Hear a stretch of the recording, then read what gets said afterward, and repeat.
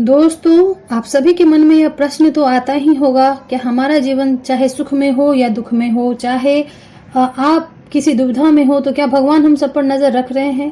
क्या ईश्वर को यह ज्ञात होता है कि हमारी स्थिति क्या है? देखिए, कुछ समय पहले तक मैं भी ऐसे ही बातों को सोचती थी, लेकिन प्रभु की कृपा ऐसी हुई कि आप सवाल क्या उनसे सवाल करूं, क्या मैं उनसे पूछूं? अब तो मेरे मन में बस यही है कि जो हो रहा है मेरी जिंदगी में सब उनके आशीर्वाद से ही हो रहा है। दोस्तों, आज आपको ऐसे 3 संकेत बताने जा रही हूँ जिससे आप समझेंगे कि प्रभु की कृपा आप पर है या नहीं, वे आपके दुखों को देख भी रहे हैं या नहीं। दोस्तों, दुख क्या है? हम जो दुख भोगते हैं वो हमारे कर्मों के कारण ही हमें प्राप्त होते हैं। इसलिए सदैव अपने कर्मों का ध्यान रखें। आप किसी भी पूजा पाठ, कितना भी आप पूजा पाठ कर लीजिए ना, अगर आपके कर्म अच्छे नहीं होंगे, अगर आप किसी का बुरा कर रहे हैं और आप लाख पूजा पाठ कर रहे हैं, तो वो पूजा कभी फलित नहीं होगी। सवाल यह उठता है कि सबके मन में यही सवाल उठता है कि मैं इतना पूजा पाठ कर रहा हूँ, अध्यात्म के रास्ते में इतना जुड़ चुका हूँ, अध्यात्म से मैं इतना जुड़ चुका हूँ, इसके बावजूद मुझे दुख क्यों प्राप्त हुआ? दोस्तों, जिस समय हमारे ऊपर विपत्ति आती है उस समय ही ईश्वर हमें सबसे ज्यादा करीब होते हैं, हमारे बहुत करीब होते हैं प्रभु। जितने भी आध्यात्म से जुड़े लोग हैं ना, वो ईश्वर के पास अपनी साधना को और भी बढ़ा दें, क्योंकि ये वही पहला संकेत मैं आपको बता रही हूँ। क्योंकि यही वो समय है जब भगवान देख रहे होते हैं कि चलो सुख में तो आप सबने बहुत जाप किया, नाम भी बढ़ा लिया, लेकिन अब दुख आया है, दुख पड़ा है, तो क्या यह व्यक्ति, यह साधक ईश्वर को याद कर रहा है? परीक्षाएं बहुत देनी पड़ेंगी, लेकिन अगर आप इस परीक्षाओं को पार कर जाते हैं तो प्रभु की कृपा तो अमृत की तरह बरसेगी आपके ऊपर। तो इसलिए आपको हर एक परिस्थिति में समान रखना है, दुख हो या सुख हो, धैर्य बना करके आपको चलना है।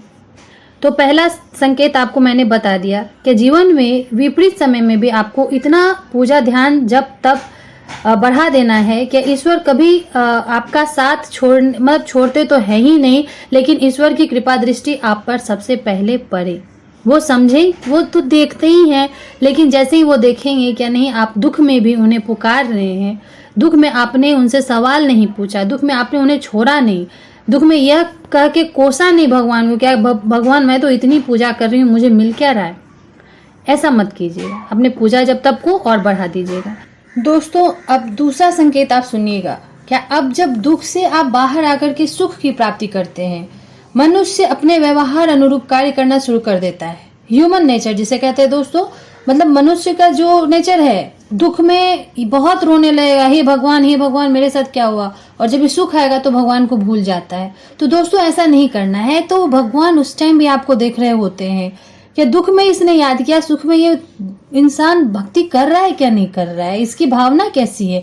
तो आपको दोनों समय में, अभी आपने दुख लिया, दुख भोगा, सुख के समय भी आपको अपनी भावना जो है, समर्पण जो है, उसे सदैव आपको याद रखना है। जैसे आपने दुख में ईश्वर को कोसा, वैसे ही सुख में ईश्वर को तो धन्यवाद दीजिए।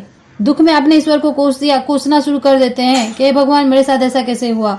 अब जब सुख आया तो आप ईश्वर को भूल जाएंगे। ईश्वर के कारण ही आपको सुख की प्राप्ति भी हुई है। तो ये ध्यान रखिएगा दोस्तों। तीसरा संकेत सुनिएगा। जब जीवन में कंफ्यूजन की स्थिति, असमंजस में आप पड़ जाते हैं, क्या होता है, आपको कोई रास्ता नजर नहीं आता है। चाहे कोई कार्य हो, आपका कारोबार हो, व्यापार में आपको कोई डिसीजन लेना हो, बहुत बड़ा प्रॉब्लम है, आपको समझ में नहीं आ रहा क्या हाँ मैं करें, हाँ जाऊं ना जाऊं, इस तरीके की सिचुएशन आ जाती है।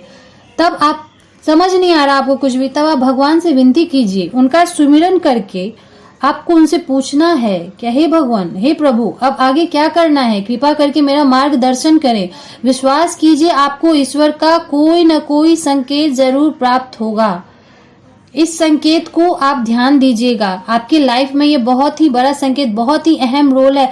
तब ये सब संकेतों पर ध्यान देकर के आप और आगे जाइएगा। आपका अध्यात्म का जो सफर है वो शुरू हो जाएगा।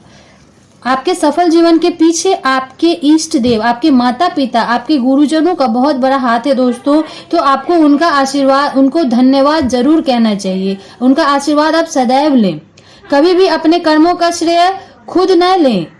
कभी भी अपने कर्मों का श्रेय आपको खुद नहीं लेना है। यह सब ईश्वर द्वारा दिया गया है। ईश्वर के द्वारा ही आपको अच्छी बुद्धि, अच्छा विवेक द्वारा ही आपका हर कार्य संभव होता जा रहा है। दोस्तों, आप सब अगर परेशान हैं तो ईश्वर को कोसना बंद करें और इन संकेतों पर ध्यान दें। पूजा जप तप को बढ़ाकर प्रभु की कृपा प्राप्त करें। वीडियो आपको अच्छी लगी तो लाइक शेयर करना मत भूलिएगा। चैनल पर नए हैं तो सब्सक्राइब जरूर कीजिएगा। मिलती हूँ आपसे अपने अगले वीडियो में। तब तक के लिए जय श्री राम, जय बागेश्वर।